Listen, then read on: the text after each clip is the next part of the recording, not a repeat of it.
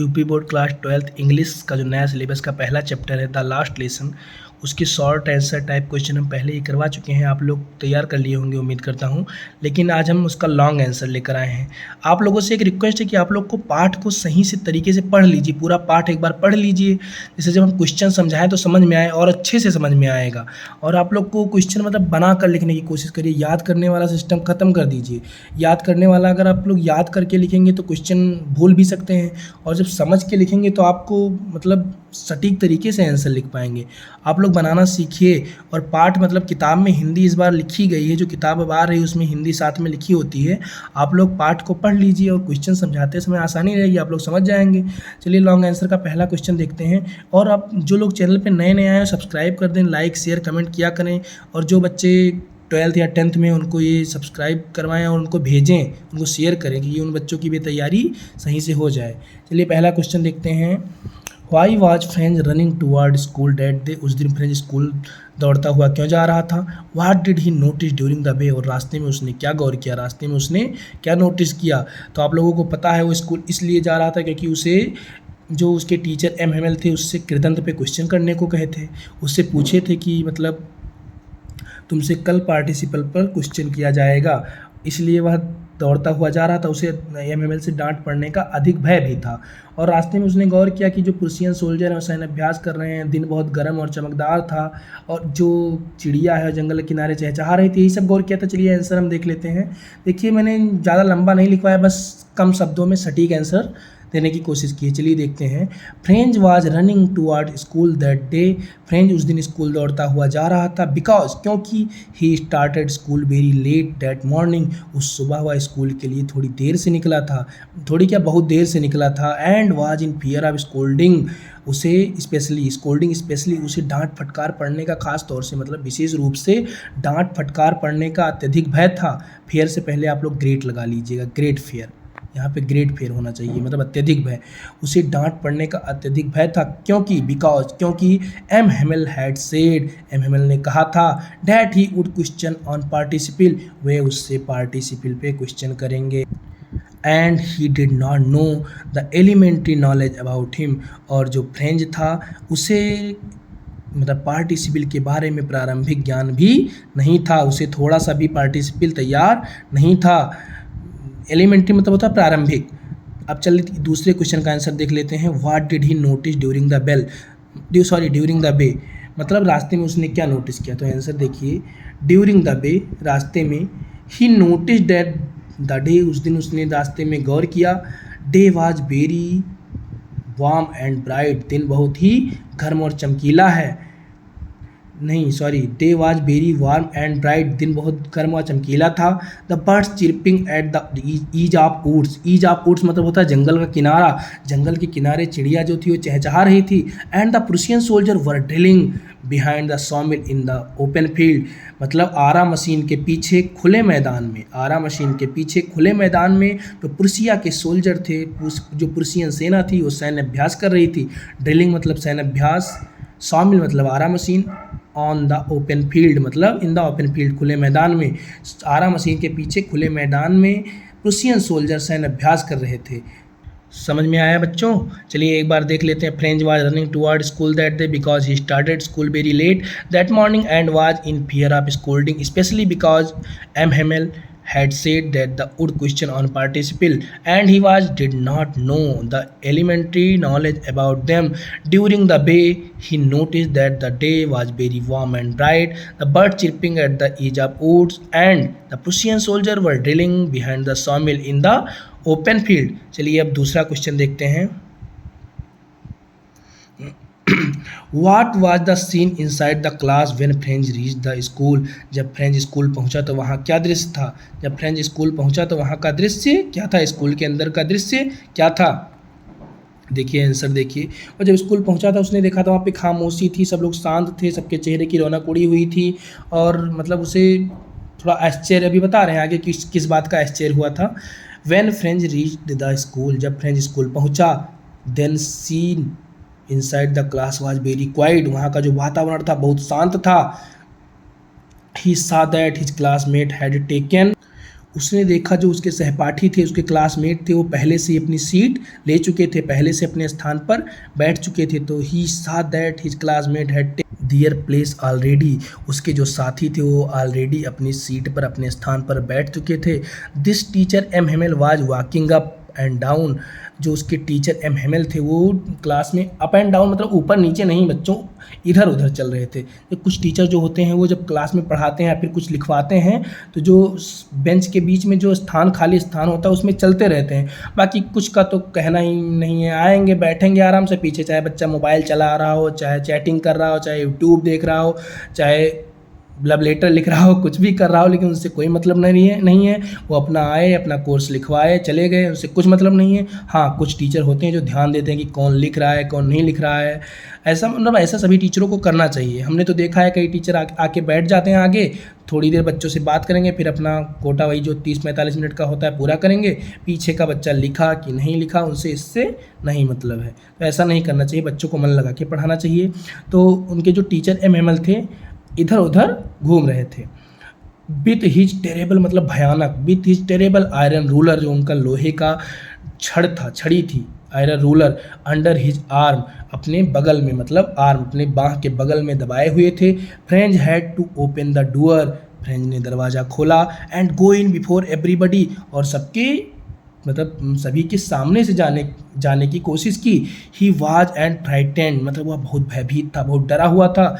M Hamel saw him, M Hamel ने उसे देखा, एंड सेड और कहा, go to your place quickly little French, जाओ छोटे फ्रेंच जाओ और अपने स्थान पर जल्दी से बैठ जाओ।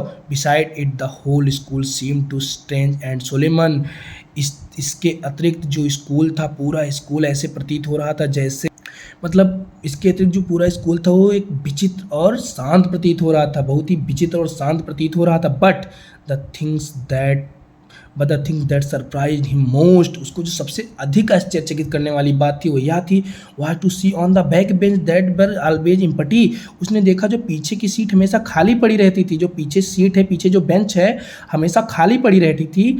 But the village people sitting there quietly like themselves, वो लोग जो गांव के लोग थे वो भी पीछे वाली सीट पर बहुत ही शांत मुद्रा में, बहुत ही शांति से, बहुत ही खामोशी से बैठे हुए हैं। यह बात फ्रेंच को सबसे ज़्यादा मतलब आश्चर्यचकित करने वाली थी। ठीक है बच्चों, समझ में आ गया? एक बार इसको फिर देख लेते हैं।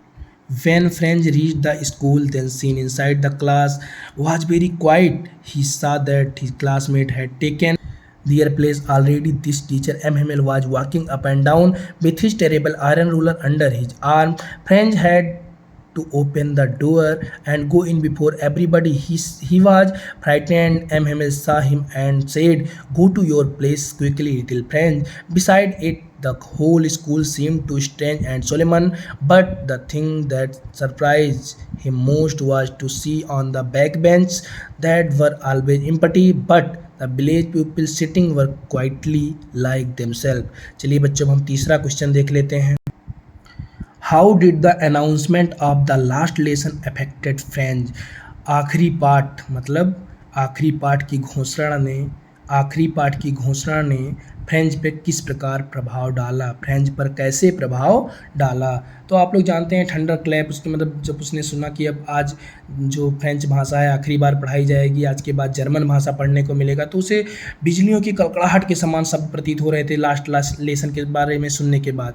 यही सब बताया गया था। चलिए देखते हैं। The announcement of the last lesson, आखिरी पाठ की घोषणा ने affected French like thunder clap, French पे मतलब बिजलियों की कड़कड़ाहट के समान प्रभाव डाल रहे थे। ऐसे लग रहा था कि बिजलियों की कड़कड़ाहट उस पर वज्रपात हो रहा हो।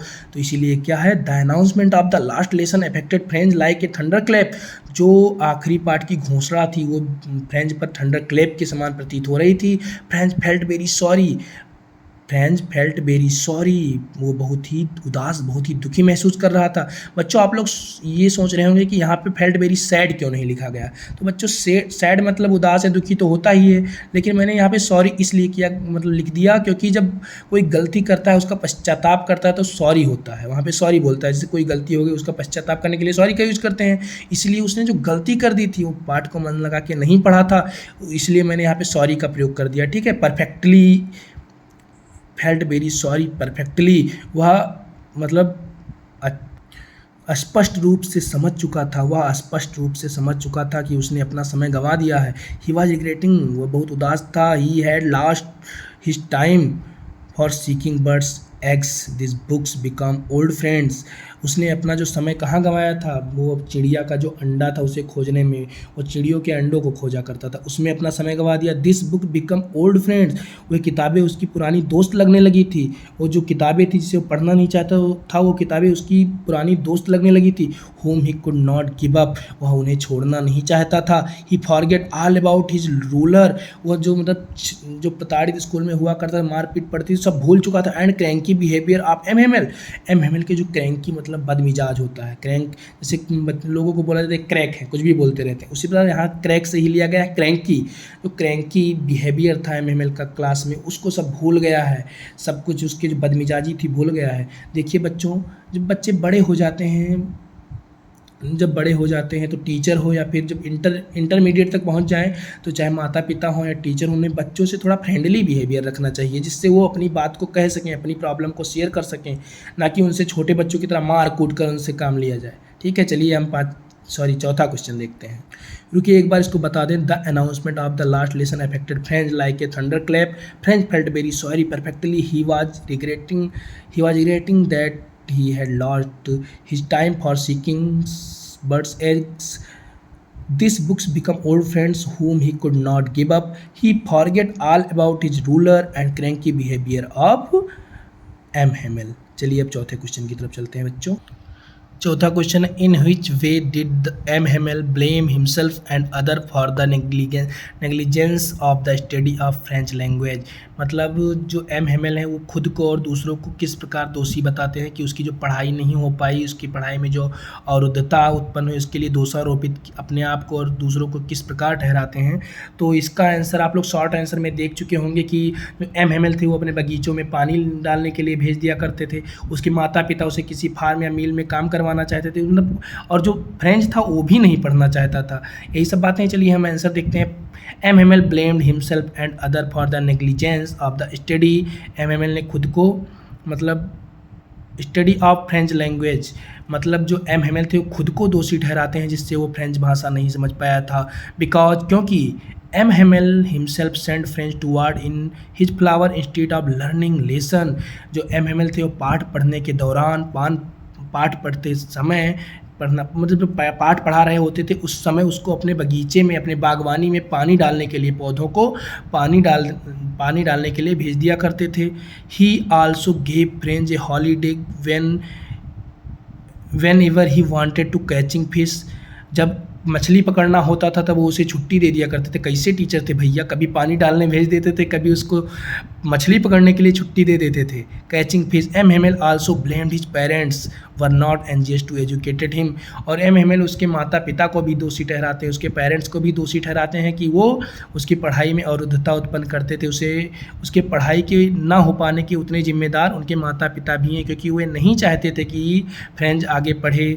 दे wanted him to work on a farm और मिल। उसके माता पिता ये चाहते थे कि वो किसी फार्म या मिल में काम करे, किसी फार्म या मिल में काम करे, टू अर्न लिटिल मनी, जिससे कुछ पैसा कुछ मनी कमा सके।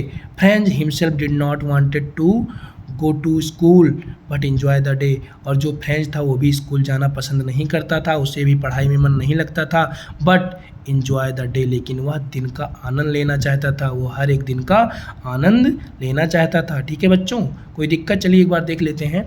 M blamed himself for other for the negligence of the study of French language. Because M. Hamel himself sent French towards in his flowers instead of learning lesson. He also gave French a holiday whenever he wanted to catching fish. M. Hamel also blamed his parents were not anxious to educated him. They wanted him to work on a farm or mill to earn little money. French himself did not wanted to go to school but enjoy the day. ठीक है बच्चों थोड़ी सी गलती हो गई थी, to wards नहीं, यहाँ पे टू वाटर होगा। और यहाँ पे एक चीज़ और ध्यान दीजिएगा, वाटर का प्रयोग यहाँ नाउन के लिए नहीं, यहाँ वाटर को वर्ब के रूप में प्रयोग किया गया है। आप लोग छोटी छोटी बातों पर ध्यान दीजिएगा, ठीक है। Himself sent French to water in his flower, अपने पौधों को मतलब बागवानी में पौधों को पानी देने के लिए पाठ पढ़ने के दौरान भेज दिया करते थे। ठीक है, तो यहाँ पे वाटर जो है एक वर्ब के रूप में प्रयोग किया गया है। ठीक है बच्चों, अब हम देखते हैं 5वां and last question. What happened at last? अंत में क्या हुआ? How did M. Hamel last the class? M. Hamel ने कक्षा का अंत किस प्रकार किया? तो आंसर देखते हैं। At last it was silent all around in the class. अंत में सभी लोग वहाँ शांत थे, वहाँ चारों तरफ सभी लोग शांत थे। The teacher M. Hamel explaining everything with very patiently. वहाँ पे बहुत ही सीरियस रूप से एक एक चीज़ों का वर्णन कर रहे हैं, एक एक चीज़ की व्याख्या कर रहे हैं। पेशेंटली मतलब बहुत ही शांत तरीके से, पेशेंटली मतलब कह सकते हैं बहुत ही सीरियस थे। He was gazing everything and wanted to fix them in his mind. Gazing मतलब होता है बच्चों निहारना, घूरना। जैसे आप कहीं जा रहे होते हैं, कोई सुंदर चीज़ दिख जाती है तो आप उसे निहारने लगते हैं, और तो उसी प्रकार वो हर एक चीज़ को निहार रहे थे और ऐसा प्रतीत हो रहा था कि वो उसे अपने दिमाग में बैठा लेना चाहते हैं। At last M Hamel turn to the black board, और लास्ट में वो ब्लैक बोर्ड की तरफ मुड़े।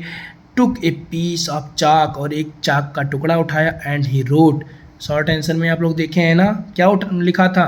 बेबिला फ्रांस। बेबिला फ्रांस मतलब फ्रांस जिंदाबाद। ठीक है बच्चों, चलिए देखते हैं आगे। बेबिला France. Then he stopped and lean his head against the wall. उन्होंने मतलब वे शांत हुए, चुप हुए, रुके, मतलब लिखने के बाद रुके। And leaned his head against the wall, और अपने अपने मतलब सिर को दीवार के सहारे से झुका लिया। दीवार पे मतलब दीवार, जैसे दीवार के अबेर खड़े हो जाते हैं लोग, वैसे सिर को झुका लिया। Without a word he indicated with his hand. बिना कोई शब्द कहे, बिना कोई शब्द मुंह से कहे, उन्होंने अपने हाथों से इशारा किया। He indicated with his hand. School is dismissed, school की छुट्टी होती है, स्कूल बंद होता है। यू मे गो, आप लोग जा सकते हैं। This type M Hamel ended the class. इस प्रकार एम हेमल ने कक्षा का अंत किया।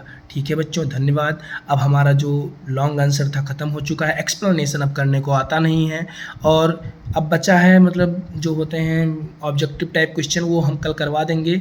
बहुत ईजी, आप लोग पार्ट पढ़ेंगे तो खुद से कर सकते हैं। अगर हो सकेगा तो मैं कल सुबह उसको जल्दी पोस्ट कर दूंगा, और आपका ये चैप्टर खत्म होता है। अब हम पोएट्री का पहला चैप्टर है माई मदर एट 66, ठीक है, उसको अब हम पढ़ेंगे, और आप लोग इसको तैयार कर लीजिएगा। और नोट्स की आवश्यकता होगी तो हम नंबर सेंड करेंगे, आप लोग हमसे नोट्स भी ले सकते हैं। और ज़्यादा से ज़्यादा लोगों को शेयर करिए, सब्सक्राइब करिए, जिससे जो 10th और 12th में यूपी बोर्ड के बच्चे हैं उनको थोड़ी मदद मिल सके। और हमारे जो कोचिंग बैच के बच्चे थे वो नोट्स लाकर हमें दिखा दिया करें, या फिर मेरे व्हाट्सएप पर भेज दिया करें। ठीक है बच्चों, समय ज़्यादा हो रहा है, 11 बजने को हैं, अब हम भी सोने जा रहे हैं। आप लोग भी जाइए, सोइए। Good night.